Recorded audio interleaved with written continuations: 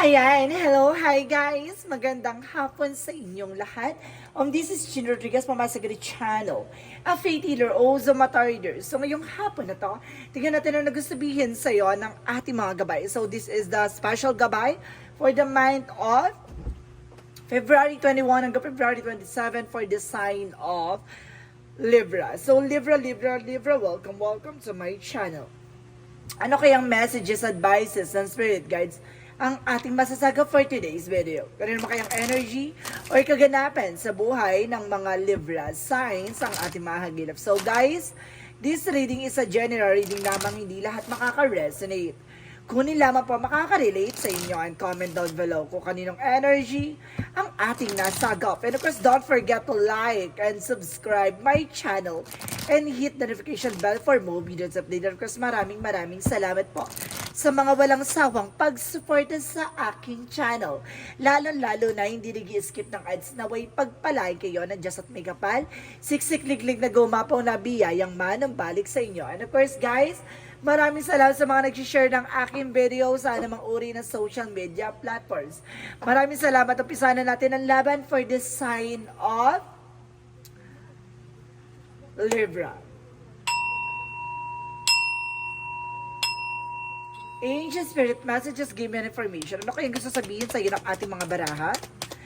Ano naman kayang kwento or hanash ang masasagap natin for the Libra signs? So there is a King of Pentacles. So there is a practicality. So sinasabi dito maging practical ka pagdating sa finances, pagdating sa pinaghirapan mo. At the same time, there's an Eight of Cups. So there's a letting go, moving on, abandonment. So may mga bagay na kailangan mo ng bitawan. May mga bagay na kailangan mo ng pakawalan. May mga bagay na kailangan mo na mag-move on. Or may mga bagay na kailangan mo nang iwasan. So, let's see. So, there's a Four of Wands. So, there's a twin flame energy represent the soulmate connections.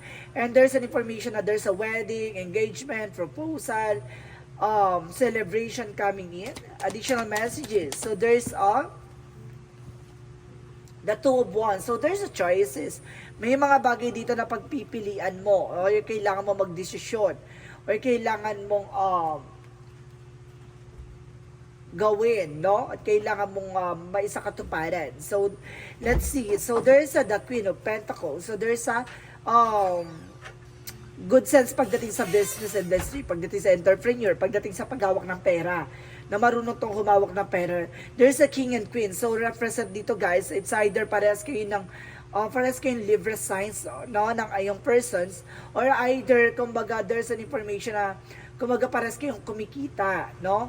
Or parehas kayong mumahawak ng finances niyong dalawa, no? Or marunong kayong humawak. And of course, there is a Chariot card for taking action. So, may mga bagay dito na kailangan mo pagdesisyonan at kailangan mo ng solusyonan. So, let's see what is the King of Pentacles represent the Wheel of Fortune. So, there's a good luck. So, ang maaaring swerte ay nasa lalaki, no? Maring kung yung asawa mo ay lalaki, may swerte siya pagdating sa finances, no? Pagdating sa paghawak ng pera, or either there's a turning to your favor na maaring aswertihin siya sa trabaho or sa negosyo, no? So let's see what is the Eight of Cups. Represent the justice. So justice will be served. May mga bagay dito na kumbaga makukuha mo yung tamang justisya at tamang pagkakataon, no? Magdadala sa iyo ng balance. So may mga bagay na kailangan mo i-surrender, i-let go, no? Kasi may mga bagay na kumbaga hayaan mo na yung kapalaran ng magdikta or yung kapalaran ng maghusga or hayaan mo na ang karma ang magbalik. So let's see what is the Four of Wands. Represents the Emperor. Be mature enough and being grounded. So kailangan maging mature ka pagdating sa relationship, pagdating sa relasyon, asawa, kaibigan, pamilya. So this is the thing na kailangan nyo pag-isipan na maging mature, no? And of course, let's see what is the Two of Wands. So there's the Hangman in reverse. So there's an information, there's a new perspective. Kailangan mo nang baguhin ang perspective mo, baguhin ang pananaw mo, baguhin yung mindset mo, no? Kumbaga, kailangan mo na magdesisyon as soon as possible na tingnan mo yung magiging possibilities or yung may mas maganda pang kahulugan or kahihinatnan. And of course, there is a Knight of Pentacles, so there is a success drive, and of course, slow and steady, no? Kumbaga, sinasabi nito ay, kumbaga, slowly but surely, security na pagdating sa finances. Kumbaga, marunong mag-control, marunong humawak, marunong mag-manage, at the same time, marunong magpalago. So, let's see what is the Chariot card. So, represent the King of Wands, control and passion. And of course, there's an information na, kumbaga may ano siya, may something, a balance, no? At kung talaga, meron siyang something temper, no? Parang ganon. Malakas ang patience nito. So, let's see what is the King of Pentacles and of course the Wheel of Fortune. So, there's an Eight of Swords. Kumbaga, kailangan mo na kumawala sa toxicities. Kailangan mo kumawala sa mga negativities na napapalibutan ka ng mga toxic. So, maaring lakas ang mga pakiramdam mo, no? And of course, let's see what is the Eight of Cups. And of course, the Justice represent the Two of Swords. Decision. So, kailangan mo ng bitawan, pakawalan. Yung nagbibigay ng kamalasan sa'yo or parang napaka-nega. Itong tao na to parang nakalakas ng hatak ng negative nito. Kaya, pag ito nakakasama ko, parang ano yung nakakaranas ako ng parang pagtumal, pagbagal ng pera, kumbaga, ang bigat, parang ganon. So, let's see what is the Four of Wands and of course, the Emperor. And of course, there is the Queen of Swords, the bigger picture of yourself. Kumbaga, dapat nakikita mo na yung sarili mo 5 years, 10 years from now, kumbaga, ang layo mo na sa dating ikaw. So, let's see what is the Two of Wands and the Kingman. And of course, there's a Two of Cups, partnership. Baguhin mo na yung partnership, baguhin mo na yung perspective mo, baguhin mo na yung pananaw mo sa kikipag-partnership. No, kumbaga, dapat tingnan mo yung nag-serve sa'yo. No, hindi yung parasite na nandyan lang kapag kailangan ng tulong mo. Dapat nandyan siya up and downs. No, kumbaga, kahit meron siya, kahit wala siya, nandyan siya. No? So, ganun dapat ang makipag-partner. Huwag ka sa plastic at huwag ka rin sa mga kumbaga, yun nga, user. So, let's see what is the Queen of Pentacles and of course the Knight of Pentacles. So, represent the Page of Cups. So, ibig sabihin, there's an inner voice, intuitions, na makinig ka sa iyong gut feeling. So, ibig sabihin dito, kumbaga, pinapalakas ang pakiramdam mo or vibration mo na, kumbaga, pagdating sa pera, kailangan mo maging practical. No? Kasi nandiyan lang yung mga tao na yan kapag kailangan ng tulong. Pag wala na, wala na. So, there's a Chariot card because the King of Wands. So, there's a Nine of Cups. So, wish fulfillment. So, kailangan mo na mag-take ng action. Kontrolin mo yung sarili mong buhay. Kontrolin mo yung sarili mong eksena. May manage mo yung pera mo. At kontrolin mo yung mga walang kabuluhang bagay, no? And of course, magdadala sa ito ng katuparan sa mga pangarap mo. So, let's see what is the outcome. Ang outcome for you is the Strength card, confidence, no? Kailangan mataas ang confidence mo. Kailangan maging matapang ka, maging malakas ka sa lahat ng mga kaganapan sa buhay mo, especially sa pag-i-invest, no? Dapat marunong ka mag-invest sa sarili mo with the Page of Pentacles, investments, planning, kumbaga, kailangan na marunong ka mag-take na risk sa lahat ng kaganapan. Kumbaga, hindi ka takot sumugal, hindi ka takot lumaban. So, let's see. Additional messages for career. So, there's a magician, so there's a manifestation. May mga bagay na mga manifest ka talaga pagdating sa business or sa trabaho mo. There's a Three of Wands, so there's a waiting for a ship or waiting for a soul. No, kailangan mo mag-antay ng perfect timing. No? There's a God with a magician, there's a manifestation. Mamamanifest mo yan, no? May mga bagay lang talaga na kailangan mong hintayin, no? Hindi ka pwedeng ura o dada kasi meron kang katangian na agresibo. And kasi pala desisyon, yun yung kailangan mong limitahan at kailangan mong kontrolin. So let's see additional messages for love life. So, there's a Ten of Cups. So, magiging masaya ka at the end of the time. So, pagdating sa relationship mo, magiging masaya ka at magiging maligaya ka. There's an High Priestess. So, malalantad talaga yung mga taong, kumbaga, may lihim na inggit sa'yo or may mga taong, kumbaga, plastic at hindi totoo sa paligid mo. Parang gano'n. Magiging maligaya ka kasi parang na-unfold na. O at the same time, parang parang na-uncover lahat ng mga mystery, no, pagdating sa relationship, no? Kumbaga nabubulgar, nalalaman, nalalantad, no, mga bagay na nakatago. So let's see additional messages for health. So there's a Nine of Wands, slow and steady. So, kailangan mo maging mahinahon sa mga kinakain mo. Huwag masyadong padalos-dalos. At the same time, there's the full card. Huwag masyadong ipagkatiwala at ipagkatiwala sa mga kinakain mo, no? Kumbaga, eventually, huwag kang panay tanggap ng mga bigay ng pagkain. Kasi, at the end of the time, hindi mo alam kung saan galing, kung paano ginawa, at the same time, kung ano yung ginawa dun sa pagkain na yung mamaya. There's something wrong. So, let's see what is the magical fairy messages. For magical fairy messages, angel spirit guides, give me information. And of course, there's you desire is within reach. So, yung inaasam mo, no?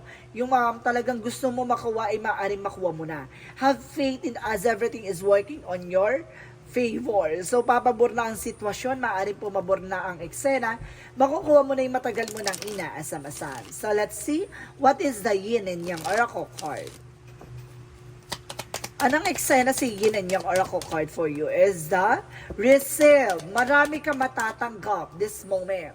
So, there's an open for possibilities, open for new ventures. So, there's an opportunity na may mga bagay na kailangan mong tanggapin. At the same time, there's a guilt. No, may mga bagay dito na may mga galit sa'yo na nagbibigay ng sabotage na marami naiinggit, marami nagagalit sa'yo. So, ibig sabihin nito, huwag kang magtaka bakit maraming taong sinusubukan sirain ka, no? There's a comfort zone, no?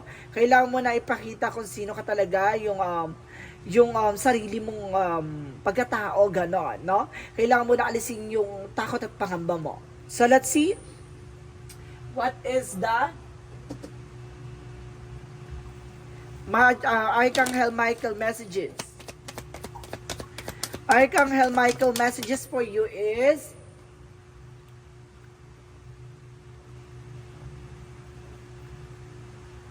it's time to leave the unhealthy situation. So, kailangan mo ng bitawan.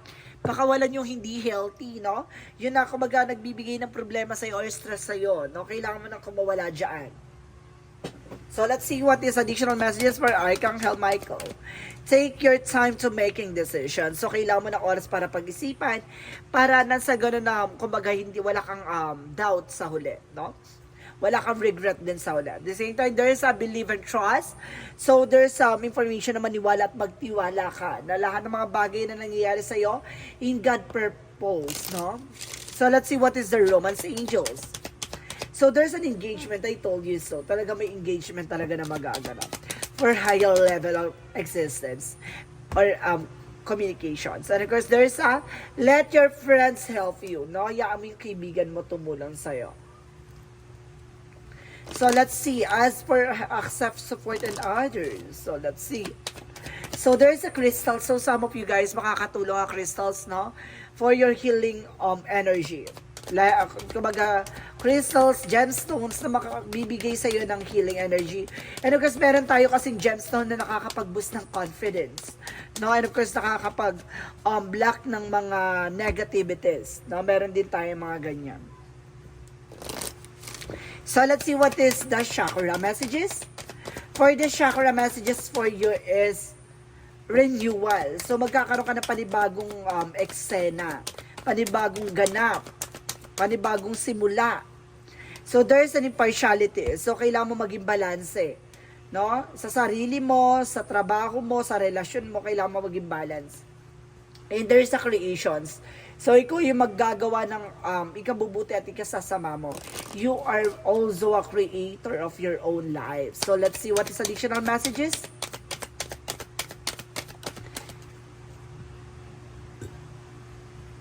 And the golden children. So, there's a rare gifts. So, may regalo din sa iyo ang ating Panginoon o yung mga gabay mo na kakaiba na hindi mo pa lubos na nakikita or may mga bagay na parang kakaiba yung regalo sa iyo na hindi mo makikita rin sa iba. At the same time, there's an hirate, there's an homestick from the stars. So, may mga hiniling ka or pinangarap ka na maaaring matupad na.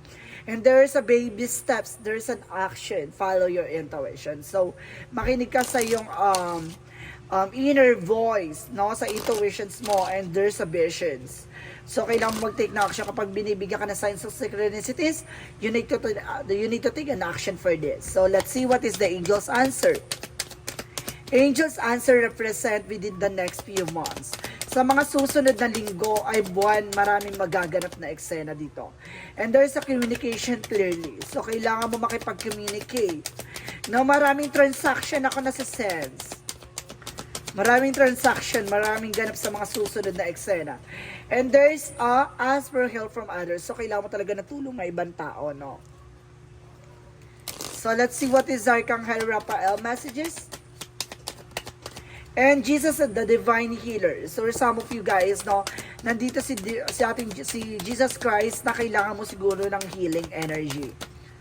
And of course, sinasabi dito, there's unconditional joy, no? Parang mayroong nagbibigay ng kaligayahan sa'yo, no? Sa mga simpleng bagay lang, or sa mga simpleng eksena lang. It's either pet lover ka, or sa mga mahilig ka sa mga bagay-bagay na nagbibigay sa'yo ng kaligayahan.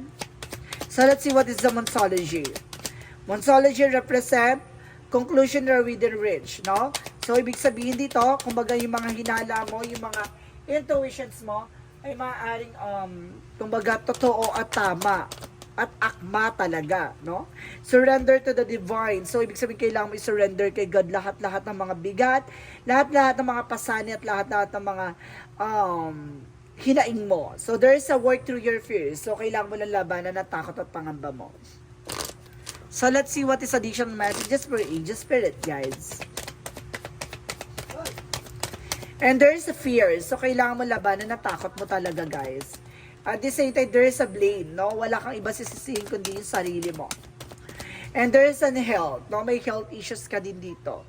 Na maaaring, dahil yan sa kinakain mo. No?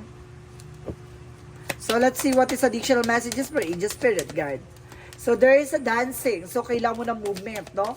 Baka kailangan mo ng exercise, guys. Baka lumalaki na yung tiyan mo. Kakaupo, kakahiga.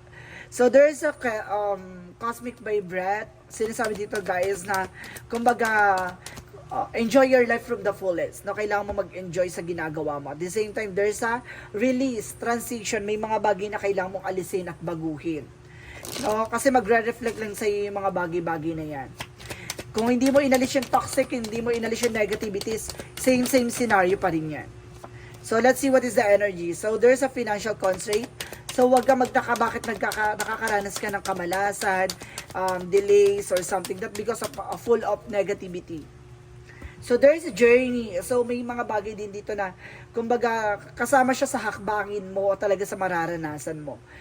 Process yan, no? Kasama siya sa process mo. And there's a rest and rejuvenate. So, kailangan mo mag-meditate. So, kailangan mo magpahinga. No? Kailangan mo mag-refresh yung isip mo. So, let's see what is the Jesus loving quotes. So, sinasabi dito, whatsoever you shall ask the Father in my name, He will give it to you. So, ibig sabihin dito, kung ano man daw yung hinihingi mo, no, sa ating Panginoon, yung mga bagay daw na dapat mong matanggap ay karapat-dapat daw sa iyo ayon sa kalooban ng Diyos, no? Kumbaga, magantay ka ng perfect timing or maghintay ka ng tamang pagkakataon na ipagkaloob sa iyo. Huwag mong ipilit, huwag mong masyadong hintayin o asahan. Hayaan mo siyang mangyari. So, I am generous. So, sinasabi dito, you have a heart of gold and are very skilled in maintaining balance, stable relationship. You are loyal to your loved ones and are able to be nurturer and protector and provider at all once. So see, ang mga Libra naman talaga napaka-generous niyan, lalo-lalo na sa taong minamahal niya. No, napaka-loyal niyan. Kaso may mga bagay lang talaga na minabalas sila pagdating sa love life, pagdating, kumbaga, minsan kasi parang yung person nila hindi nagiging loyal din sa kanila, parang gano'n, no? Kumbaga, napaka-generous, saka, kumbaga, pagdating sa mga bagay-bagay, napaka-generous mo naman, pero pagdating ata sa relationship niyo, kailangan mo maging balance, no? Kasi, kumbaga, nagkakaroon dito ng control. And of course, at the same time, na kumbaga, masyado ka rin nagiging komportable. And there's a masculine energy. May masculine energy dito. It's either you or your person. And there's a twin flame. So, maaaring twin flame kayo ng person mo. At the same time, there's a storm. So, there's an unexpected, no? May bigla ang unos na darating sa buhay mo na hindi mo inaasahan. So, be nice with yourself, no? At kailangan mong magdasal, no? Para maiwasan tong unos na to. So, let's see what is the messages of life. And there's the eyes of the heart. So sinasabi dito guys, today I perceive the real beauty of every person I meet. With the eyes of my heart, I see behind the personality and focus of the energy of the love that dwells beneath of the surface. I am filled with a wonderful and presence of God in every one of us. The eyes of the heart allows me to see the divine shining everywhere. So see, yung puso mo yung gamitin mong mata para makita mo kung sino talaga yung totoong nagmamahal sa'yo at yung totoo talagang may care sa'yo. So, ibig sabihin dito, yan ang magsisilbing kumbaga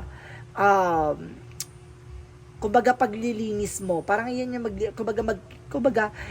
parang clarifying na something na parang kumbaga makikita mo kung sino yung totoo dyan or hindi. Parang ganon. So, let's see. So, Madam, maraming salamat for this wonderful reading. So, once again, this is a special gabay for the month of February 21 hanggang February 27 for the sign of Libra. So, Libra, maraming salamat for this wonderful reading. So, once again, this reading is a general reading namang hindi lahat makaka-resonate. Kung hindi lamang pa makaka-relate sa inyo, and comment down below kung kaninong energy ang ating nasagap. Maraming salamat and see you in the next video. Bye-bye and babush!